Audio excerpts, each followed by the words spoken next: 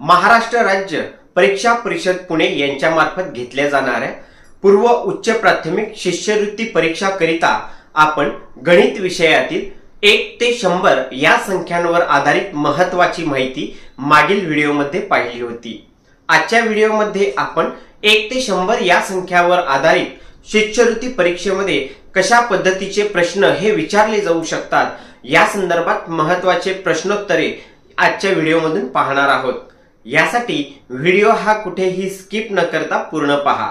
तत्पूर्वी नमस्कार, मी सचिन पाटील, शाळा पूज्य आचार्य भिसे माध्यमिक व उच्च माध्यमिक विद्यालय कासा। चला तर 1 ते 100 या संख्यांवर आधारित शिष्यवृत्ती परीक्षेमध्ये कशा पद्धतीचे प्रश्नोत्तरे हे विचारले जाऊ शकतात याची उजळणी पुढील प्रमाणे करूया। 1 ते 100 संख्यांवर आधारित प्रश्न आपण पुढील प्रमाणे पाहणार आहोत। यासाठी पहिला प्रश्न क्रमांक 1 ते 100 या संख्यांमध्ये 8 हा अंक जास्तीत जास्त किती वेळा येतो? पर्याय क्रमांक 1 19, पर्याय क्रमांक 2 20, 3 21 आणि 4 10। 1 ते 100 या संख्यांमध्ये 8 हा अंक जास्तीत जास्त 20 वेळा येतो। विद्यार्थी मित्रांनो, मागील व्हिडिओमध्ये आपण 1 ते 100 या संख्यांवर आधारित महत्त्वाच्या माहितीचा अभ्यास केला होता। त्या माहितीवर आधारित आपल्याला याप्रमाणे प्रश्न विचारले जाऊ शकतात। चला तर प्रश्न क्रमांक 2 पाहूया। 1 ते 100 पर्यंतच्या संख्यांमध्ये 11च्या पटीतील किती संख्या आहेत?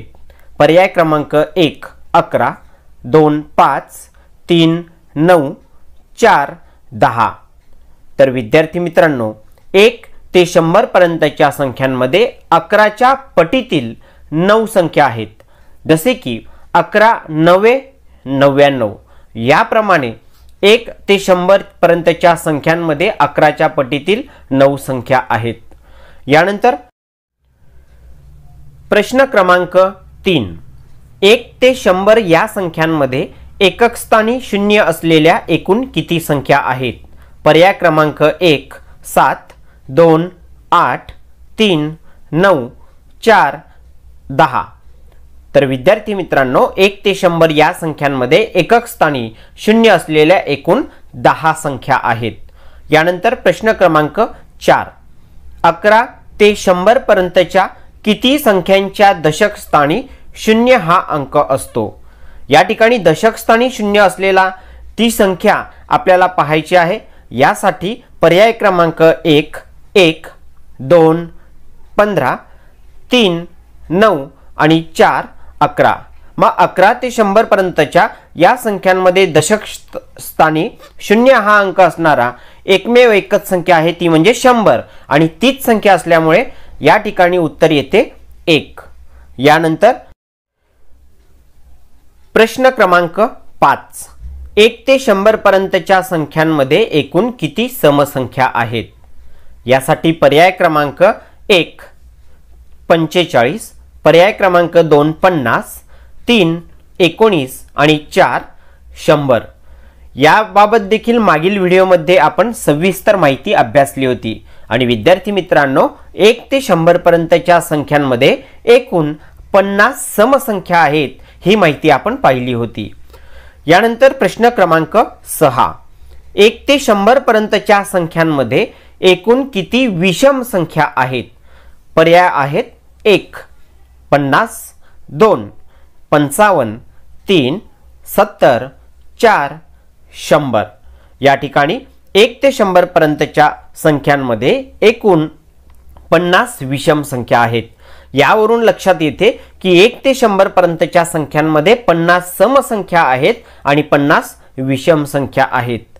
यानंतर पुढील प्रश्न क्रमांक 7 1 ते 100 पर्यंतच्या संख्यांमध्ये 9च्या पटीत नसलेल्या किती संख्या आहेत? यासाठी पर्याय क्रमांक 1 89, 2 12, 3 90 आणि 4 75। उत्तर आहे 89। म्हणजे 1 ते 100 पर्यंतच्या संख्यांमध्ये 9च्या पटीत नसलेल्या 89 अशा संख्या आहेत। यानंतर पुढील 8वा प्रश्न पाहूया। 1 ते 100 या संख्यांमध्ये शून्य हा अंक किती वेळा येतो याची देखील आपण माहिती अभ्यासली होती आणि या बेसिक गोष्टी आपल्याला माहित असणं आवश्यक आहे. सो अशा पद्धतीने आपल्याला परीक्षेमध्ये प्रश्न विचारले जाऊ शकतात. यासाठी या बेसिक गोष्टींचा अभ्यास देखील करणं हे अत्यंत महत्त्वाचं आहे. चला तर 1 ते 100 या संख्यांमध्ये शून्य हा अंक किती वेळा येतो यासाठी पर्याय आहेत 1 9 2 10 3 11 आणि 4 12. तर 1 ते 100 या संख्यांमध्ये शून्य हा अंक 11 वेळा येतो. यानंतर प्रश्न क्रमांक 9 10 ते 99 पर्यंतच्या संख्यांमध्ये 5 हा अंक किती वेळा येतो. पर्याय आहेत पर्याय क्रमांक 1 19, पर्याय क्रमांक 2 20, पर्याय क्रमांक 3 21 आणि पर्याय क्रमांक 4 9. 10 ते 99 पर्यंतच्या संख्यांमध्ये 5 हा अंक 19 वेळा येतो.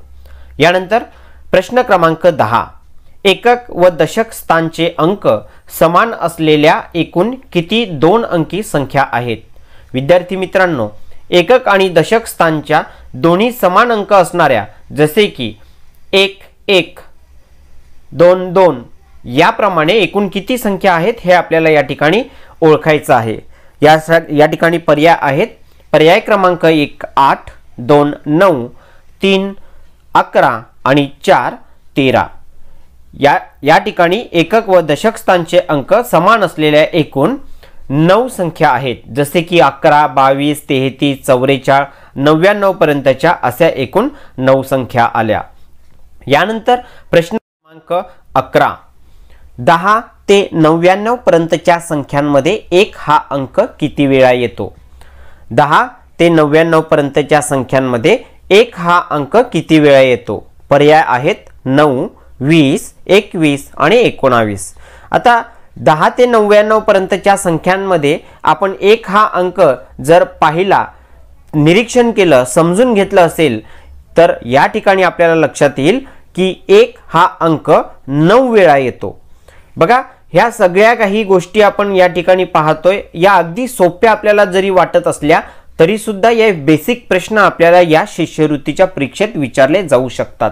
आणि म्हणूनच 1 ते 100 पर्यंतच्या या संख्यांवर आधारित माहिती आपण मागील व्हिडिओमध्ये अभ्यासली होती. आपण देखील हे सगळी माहिती अभ्यासून या प्रश्नांची उत्तरे याप्रमाणे द्यायची आहेत.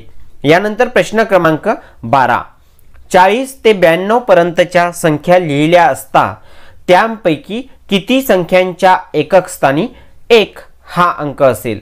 आता या ठिकाणी पर्याय आहेत 1 5 2 6 3 7 आणि 4 8. सो 40 ते 92 पर्यंतच्या संख्या लिहिल्या असता त्यापैकी 6 संख्यांच्या एकक स्थानी 1 हा अंक असेल.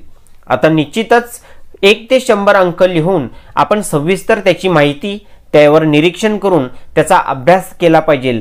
त्याच वेळेस आपल्याला अशा प्रश्नांची उत्तरे हे सहज देता येऊ शकतात. प्रश्न क्रमांक 13 1 ते 100 पर्यंतच्या संख्यांमध्ये 1 अंकी एकूण किती संख्या आहेत. पर्याय 1 8 2 9 3 10 4 11. उत्तर आहे 1 ते 100 पर्यंतच्या संख्यांमध्ये 1 अंकी एकूण 9 संख्या आहेत जसे की 1 ते 9. प्रश्न क्रमांक 14 1 ते 100 पर्यंतच्या संख्यांमध्ये आता 2 अंकी एकूण किती संख्या आहेत हा प्रश्न आहे.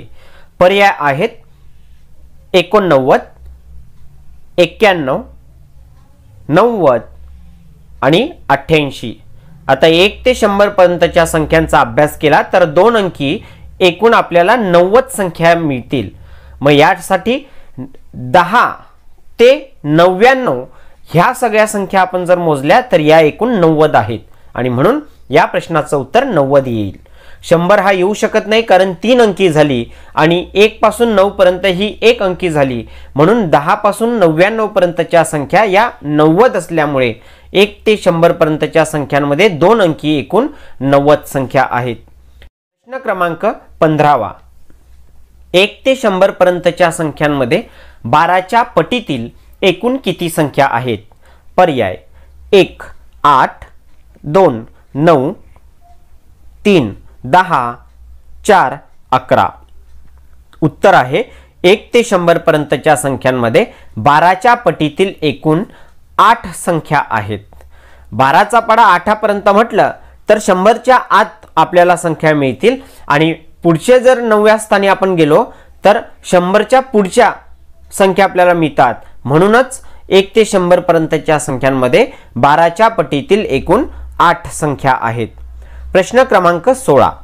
1 ते 100 पर्यंतच्या संख्यांमध्ये 13च्या पटीतील एकूण किती संख्या आहेत? या ठिकाणी पर्याय आहेत 1 10, 2 9, 3 8, 4 7 आणि उत्तर आहे 1 ते 100 पर्यंतच्या संख्यांमध्ये 13च्या पटीतील एकूण 7 संख्या आहेत. म्हणजे 13चा पाडा 7 पर्यंत म्हटला तर 100च्या आतील संख्या आपल्याला मिळते, मात्र 8व्या स्थानी ही 100च्या पुढची संख्या मिळेल. अशा पद्धतीने या प्रश्नाचा अर्थ आहे. प्रश्न क्रमांक 17. 10 ते 99 पर्यंतच्या संख्यांमध्ये एकूण किती समसंख्या आहेत? विद्यार्थी मित्रांनो, मागे आपण हा प्रश्न पाहिला, मात्र त्या ठिकाणी 1 ते 100 पर्यंतच्या संख्यांमध्ये समसंख्या आणि विषम संख्या कोणत्या हा प्रश्न पाहिला. अशा पद्धतीने देखील प्रश्न हा परीक्षेला विचारला जाऊ शकतो. 10 ते 99 पर्यंतच्या संख्यांमध्ये एकूण किती समसंख्या आहेत? यासाठी पर्याय 1 54, 2 45, 3 55, 4 40. तर या ठिकाणी 10 ते 99 पर्यंतच्या संख्यांमध्ये एकूण 45 समसंख्या आहेत, हे आपण लक्षात ठेवा. आणि 1 ते 100 पर्यंतच्या संख्यांमध्ये 50 समसंख्या आहेत आणि 10 ते 99 पर्यंतच्या संख्यांमध्ये 45 समसंख्या आहेत. ह्या समसंख्या आणि विषम संख्या कोणत्या, कशा पाहाव्यात, या ठिकाणी आपण मागील व्हिडिओमध्ये याचा सविस्तर माहिती घेतली होती. यानंतर प्रश्न क्रमांक 18. 10 ते 99 पर्यंतच्या संख्यांमध्ये एकूण किती विषम संख्या आहेत? पर्याय 1 45, 2 46, 3 47, 4 50 आणि 10 ते 99 पर्यंतच्या संख्यांमध्ये एकूण 45 विषम संख्या आहेत.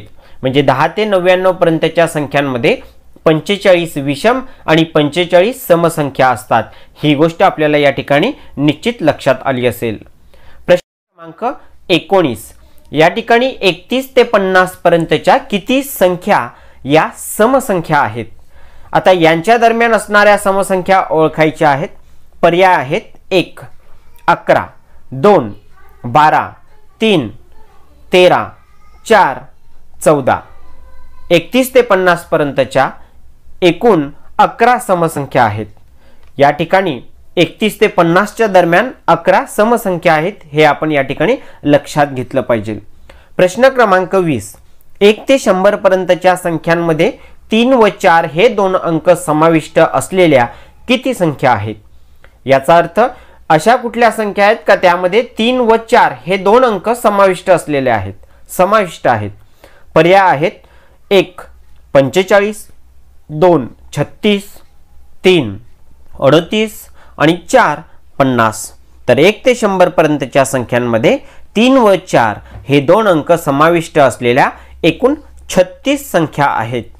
सो अशा पद्धतीने 1 ते 100 या संख्यांवर आधारित आपल्याला शिष्यवृत्ती परीक्षेमध्ये याप्रमाणे प्रश्न हे विचारले जाऊ शकतात. आणि यासाठीच 1 ते 100 या संख्या सोप्या जरी वाटत असल्या तरी देखील यामधून कुठले कुठले प्रश्न तयार होतात आणि त्यांची उत्तरे कशा पद्धतीने विचारपूर्वक द्यावी लागतात ही माहिती आपल्याला या ठिकाणाहून निश्चितच समजली असेल. चला तर भेटूया पुढील एका नवीन व्हिडिओ सोबत. धन्यवाद.